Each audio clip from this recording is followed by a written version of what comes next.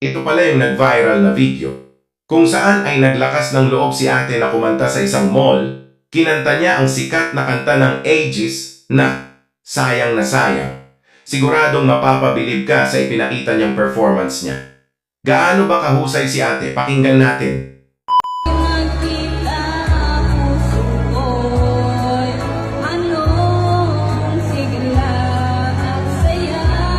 Ngunit bakit ngayon lang nagkita? Kung kailan tayong dalawa'y kapwa di na pwede pang magsama. Bakit ganyan ka makatingin, nanay? Parang gusto mo na atang pigilan, ha? Sayang na sayang talaga. Oh my God! Wow! Dating pag-ibig na alay sa'yo. Sayang na sayang talaga.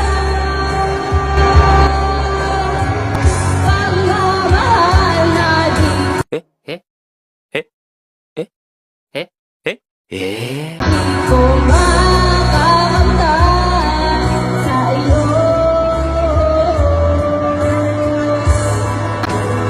Nakaka-proud naman ang angking talento ni ate dahil mayroon siyang self-confidence Pro Max. Ganyan dapat. Huwag mong hayaan ang mga tao sa paligid mo, basta ituloy mo lang kung ano nakakapagpasaya sa'yo kahit hindi na masaya yung iba.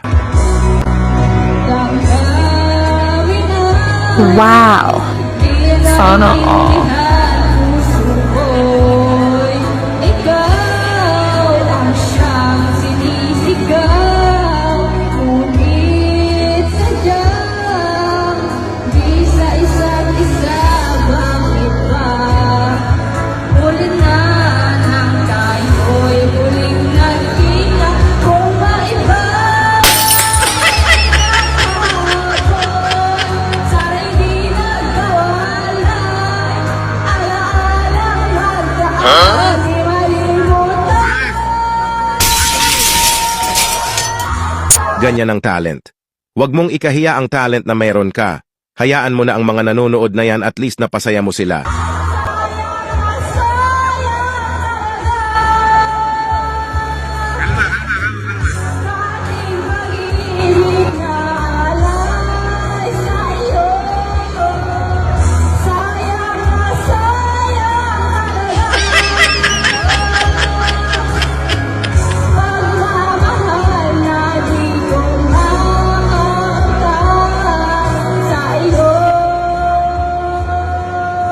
Alam nyo ba yung lakas ng loob na minsan kahit alam mong hindi perpekto, basta masaya ka, tuloy lang? Ito ang kwento ng isang babae na naglakas loob kumanta sa mall kahit alam niyang maraming nanonood. Hindi man siya profesional at alam niyang hindi perpekto ang boses niya, sinubukan pa rin niya. Puso'y di mapigilan ang sigaw. Mahal pa rin kita.